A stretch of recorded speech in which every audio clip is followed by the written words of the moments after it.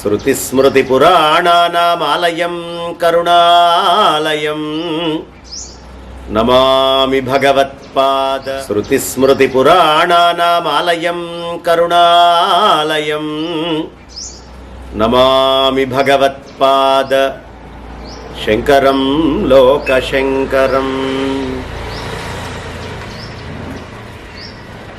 సనాతన ధర్మము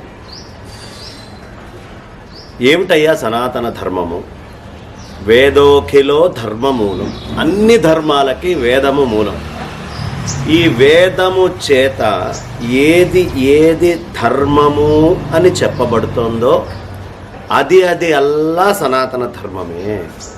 కాబట్టి అలాంటి ఆ సనాతన ధర్మాన్ని వేదము యొక్క వ్యావహారికమైనటువంటి జీవానికి ఉపయోగపడేటటువంటి ధర్మం ఏదుందో దాన్ని సనాతన ధర్మము అంటారు.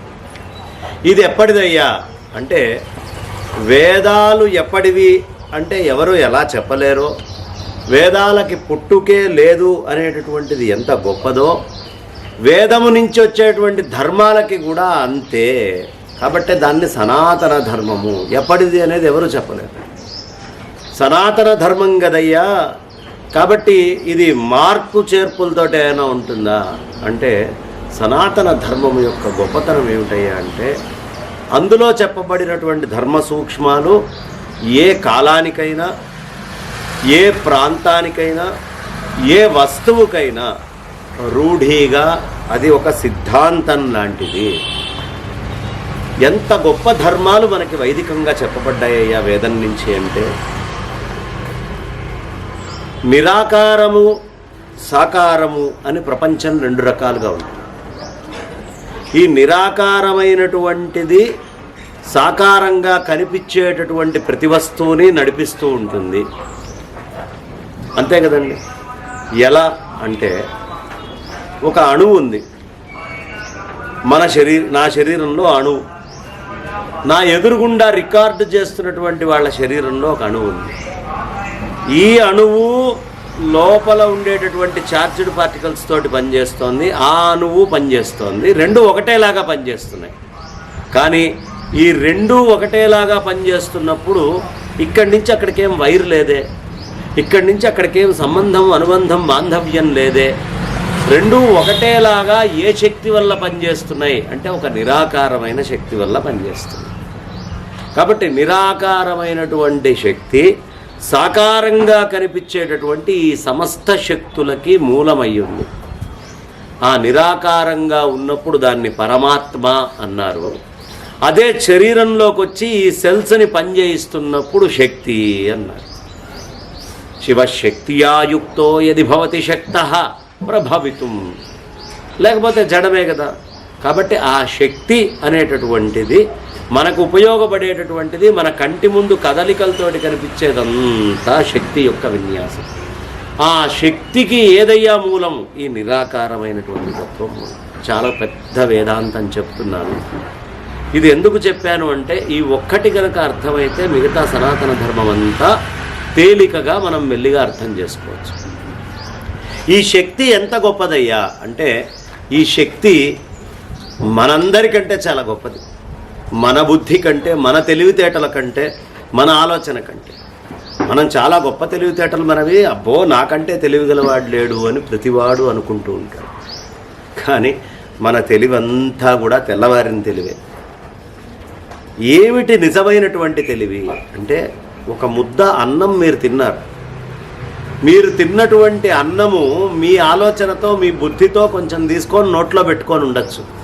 కానీ నోట్లోకి వెళ్ళినటువంటి ముద్ద అరగడానికి, అరిగి శక్తి స్వరూపంగా మారడానికి, ఆ శరీరం అంతా కూడా దాని శక్తి వ్యాప్తి చెందడానికి దీనికి మీ మనస్సు కానీ, మన మనస్సు కానీ, మన బుద్ధికి కానీ సంబంధం లేదు. అంటే ఎవరో ఒక వ్యక్తి అపస్మారక స్థితిలో ఉన్నాడు. ఆ అపస్మారక స్థితిలో మూర్ఛలో ఉన్నటువంటి వ్యక్తికి డాక్టర్ ఒక సిలేన్ ఎక్కించాడు.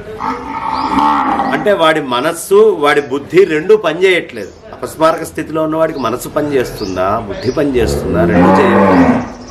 ఈ అపస్మారక స్థితిలో ఉన్నవాడికి ఎక్కించినటువంటి సిలేన్ వాటరు ప్రాపర్గా శరీరం అంతా నిల్చోబెట్టే శక్తి కింద స్ప్రెడ్ అవుతోంది. లోపల ఇంటెలిజెన్స్ పనిచేస్తాను.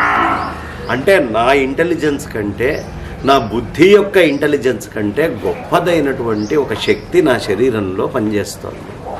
అది నా శరీరంలో పనిచేస్తోంది, ఓ చిన్న చీమలో పనిచేస్తోంది, బ్యాక్టీరియాలో పనిచేస్తోంది. అందుకనే మన పెద్దవాళ్ళు చీవలో, బ్రహ్మలో, శివకేశవాదులలో అందరిలో వ్యాప్తి చెంది ఉన్నటువంటి శక్తి గురించి మాట్లాడతారు. కీర్తనల్లో త్యాగరాజస్వామి వారి కీర్తనలో చీమలో బ్రహ్మలో ఎందుకు చెప్పారు ఆయన ఆ మాట అంటే, ఈ శక్తిని వాళ్ళు దర్శించారు. ఎప్పుడైతే ఈ శక్తిని దర్శిస్తామో మన ముందర ఉన్నవాడు గొప్పవాడా, పేదవాడా, బాగా ఉన్నవాడా, లేదు చాలా గొప్ప పండితుడా, సుంఠ, తెలివి తక్కువ వాడా, మూర్ఖుడా, జ్ఞాన, ఇవేవి మనం చూడం. ఆ తెలివితేటల్ని మాత్రమే దర్శిస్తాం. అదే పరాశక్తి.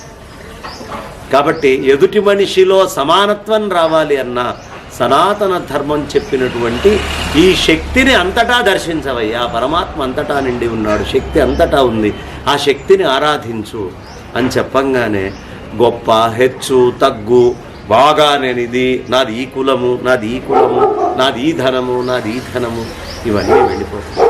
కేవలం ఆ పరాత్పరమైనటువంటి శక్తినే దర్శిస్తుంది.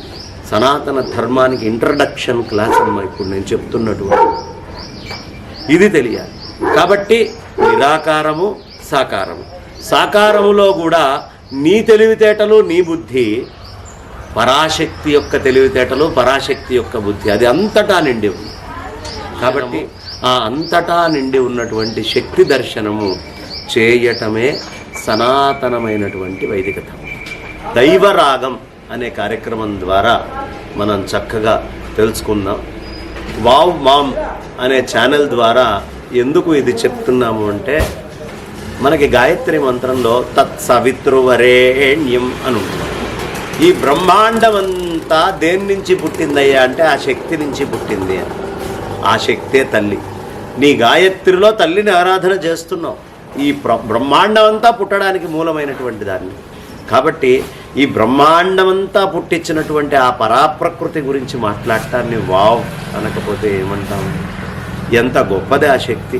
కాబట్టి ఇలాంటి వావ్ మామ్ అనేటటువంటిది, అంటే మామ్ అనేటటువంటి శబ్దం వైదికం కాకపోయినా మాతృదేవతగా ప్రపంచం అనుకుంటోంది కాబట్టి, భావములో దోషం లేదు కాబట్టి, ఆ భావాన్ని, ఆ తల్లిని, ఆ బ్రహ్మాండం మొత్తం ఇచ్చిన ఆ పరాప్రకృతి, ఆ తల్లిని గుర్తు చేసుకుంటూ ఈ విషయాలని నేను చెప్పబోతున్నాను అని చెప్తూ ప్రస్తుతానికి నా వాణికి విరామాన్ని ఇస్తున్నాను. స్వస్తి.